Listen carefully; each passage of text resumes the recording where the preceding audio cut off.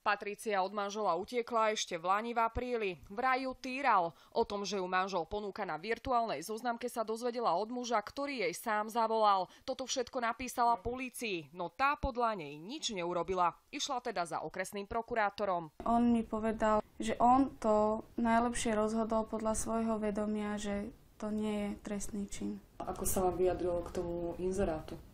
Nevyjadril sa vôbec. Jednoducho oni to berú podľa mňa tak, ako keby to tam ani napísané nebolo. Na krajskú prokuratúru sa teraz ideme spýtať, prečo sa k chulostivému inzerátu ani jeden z prokurátorov nevyjadril. Príslušný prokurátor sa zaoberal so všetkými skutočnosťami. Tam nie je ani jedno slovo o tom inzeráte. Z celkového hľadiska to bolo celé v podstate vyhodnotené tieto dôkazy, ktoré boli obsiahnuté v tom vyšetrovacom spise. S výsledkom ale Patricia spokojná nie je. Podala teda sťažnosť na generálnu prokuratúru. Čo dúfate, čo vám generálna prokuratúra podľa vás odpíše?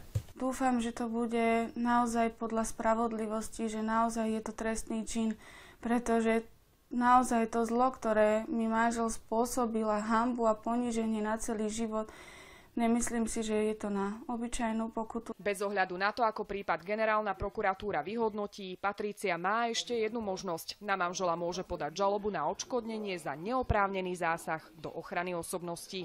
A súd posúdi, do akej miery bol tento zásah, možno aká tam je nemajetková újma, aká tam môže byť psychická újma, a toto všetko môže vyjadriť v peniazoch a na základe toho ju odškodniť. Patricín manžel nám ešte v októbri tvrdil, že mu je ľúto, čo sa stalo. S manželkou sa vraj len doberali. Napísalo, že len pre manželku darček.